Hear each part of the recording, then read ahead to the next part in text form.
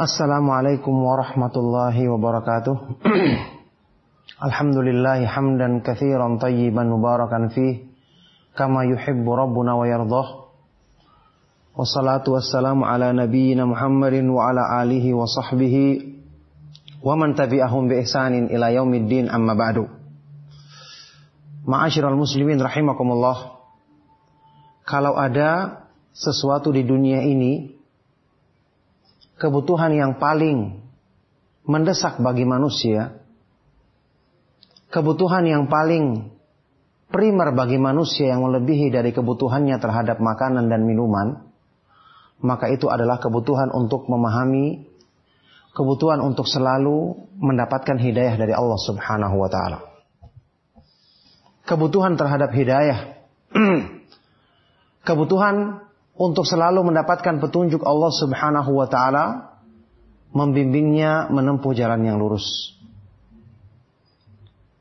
Kebutuhan ini saking pentingnya, sampai-sampai dalam Al-Quran,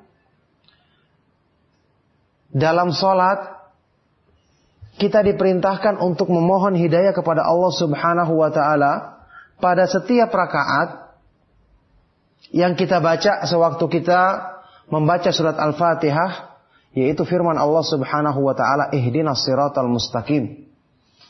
Ya Allah, tunjukkanlah kepada kami jalan yang lurus. Makna daripada ayat ini, ya Allah, tunjukkanlah kepada kami jalan yang lurus, menggambarkan bahwa permohonan ini adalah permohonan yang dibutuhkan oleh setiap muslim dalam setiap saat dari hidupnya. Sehingga tidak cukup cuma sekali atau dua kali diucapkan dalam sehari, tapi setiap rakaat dalam sholat. Dan ingat, sholat adalah ibadah anggota badan yang paling mulia. Dan ingat juga, ayat ini atau permohonan ini diucapkan atau terungkap dalam surat yang paling mulia dalam Al-Quran, yaitu surat Al-Fatihah, surat yang paling agung. Maka berarti ini menunjukkan kebutuhan kita terhadap hidayah Allah Subhanahu wa ta'ala adalah kebutuhan yang sangat darurat. Kebutuhan yang setiap saat harus terpenuhi pada diri kita. Inilah makna ucapan yang mulia, yang agung dari seorang ulama ahlu sunnah, Imam Ahmad bin Hanbal rahimahullah ta'ala, yang mengungkapkan, An-nasu yahtajuna ilal ilmi aktsaru min hajatihim ila ta'ami wasyarab.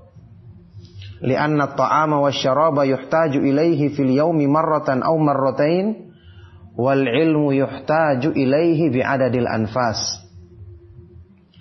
Manusia butuh kepada ilmu, petunjuk Allah, lebih daripada kebutuhan mereka terhadap makanan dan minuman. Karena makanan dan minuman dibutuhkan dalam sehari sekali atau dua kali. Sedangkan ilmu, petunjuk Allah dibutuhkan sesuai dengan hitungan tarikan nafas manusia.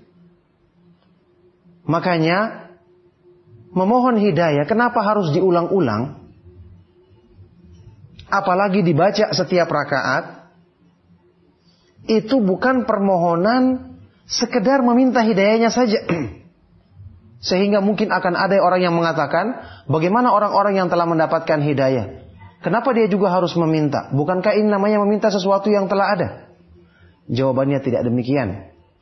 Diterangkan dalam tafsir Ibnu Katsir rahimahullah ta'ala, bahwa permintaan dalam doa ini di samping meminta hidayah, juga meminta al-mazid minal hidayah, tambahan hidayah, untuk disempurnakannya hidayah.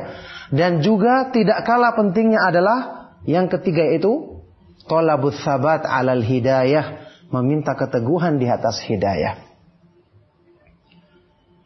Karena Allah mengetahui kebutuhan yang besar ini, makanya Allah mensyariatkan manusia untuk selalu meminta. Tidak ada yang bisa melimpahkan hidayah kecuali Allah Subhanahu wa ta'ala. Hidayah taufik, hidayah yang sempurna adalah miliknya dan cuma ada di tangannya. May yahdillahu fahuwal muhtadi wa may yudlil falan tajida lahu waliyyan mursyida. May yahdillahu fahuwal muhtadi wa may yudlil falan tajida lahu waliyan mursyida. Siapa yang diberikan hidayah oleh Allah Subhanahu wa taala, maka dialah yang mendapatkan hidayah atau petunjuk. Tapi barang siapa yang Allah sesatkan dia, maka kamu tidak akan dapati seorang pun yang akan memberikan hidayah kepadanya. Makanya mengenal hidayah ini berarti mengenal kebutuhan kita yang paling besar dalam hidup. Sebab kebaikan kita yang paling utama di dunia ini, sampai pun di akhirat, ketika perjalanan menuju tempat kembali manusia, tetap manusia butuh hidayah. Sampai-sampai disebutkan dalam Al-Quran, penduduk sorga, ketika mereka telah masuk ke dalam sorga, mereka mengucapkan apa? Alhamdulillahilladzi hadana lihada, wa ma kunna linahtadiya laula an hadanallah. Segala puji bagi Allah yang telah melimpahkan kepada kami hidayah untuk menempuh jalan menuju sorga. Dan sungguh kami tidak akan mendapatkan hidayah kalau bukan karena hidayah atau petunjuk dari Allah Subhanahu wa taala. Sampai untuk masuk sorga pun kita butuh. Di akhirat pun kita membutuhkannya. Tentu di dunia terlebih-lebih lagi, untuk kita sempurnakan kebaikan dalam diri kita, kita lengkapi kekurangan kita, yang dengan itu kita akan meraih takwa kepada Allah Subhanahu wa taala. Allah Subhanahu wa taala berfirman, "Walladzina ihtadaw zadahum hudan wa atahum taqwahum."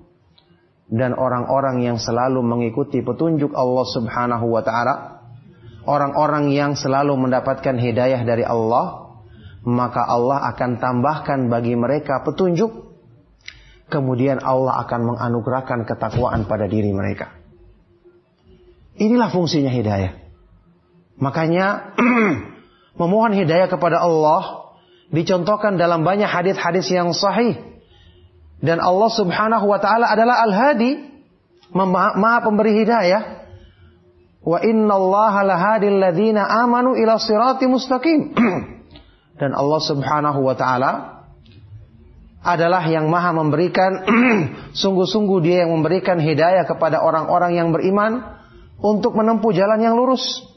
Allah adalah Al-Hadi. Makanya termasuk dari faedah memahami nama Allah yang maha indah, khususnya nama Allah Al-Hadi, adalah meyakini hidayah itu hanya di tangan Allah Subhanahu wa taala semata-mata. Kesempurnaan hidayah yang berarti taufik, ilhamul khair, ilham kebaikan dalam hati, syarhus sadri liqabulil haq, kelapangan dada untuk menerima kebenaran, ini hanyalah milik Allah Subhanahu wa taala.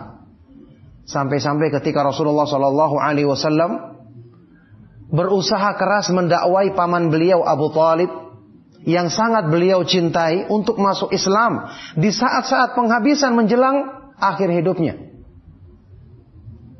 Rasulullah SAW bersabda, "Ya ammi qul la ilaha illallah kalimatan uhajju laka biha indallah."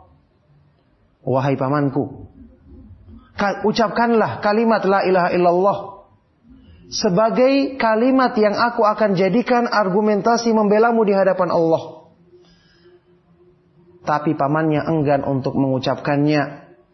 Akhirnya dia pun tetap mempertahankan agama nenek moyang, yaitu agama syirik, sehingga dia mati di atas agama kesyirikan tersebut. Na'udzubillahi min dzalik.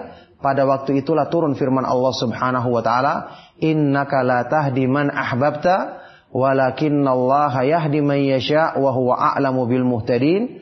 Sesungguhnya engkau ya Rasulullah tidak bisa memberikan hidayah kepada orang yang kamu cintai, tapi Allah dialah yang memberikan hidayah kepada orang yang dikehendakinya. Dan Allah lebih mengetahui tentang siapa yang pantas mendapatkan hidayah darinya.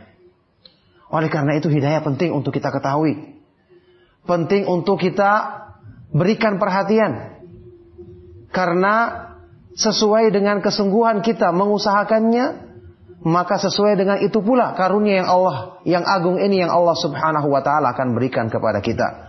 Kalau hidayah ini tidak bisa diusahakan oleh hamba Allah yang terbaik, Rasulullah SAW, apalagi orang-orang yang selain beliau, orang-orang yang tentu saja kemampuannya dalam hal menyampaikan agama atau ketakwaannya tidak sempurna, tidak seperti keadaan hamba Allah Subhanahu wa taala yang paling mulia, yaitu Nabi kita Nabi Muhammad sallallahu alaihi wasallam. Maka ini merupakan nasihat tentang hidayah yang semoga Allah Subhanahu wa taala senantiasa mudahkan bagi kita hidayah dan taufiknya sampai di akhir hayat kita, agar benar-benar kita selamat dari segala keburukan dan kita mudah untuk mendapatkan kemuliaan dari Allah Subhanahu wa taala.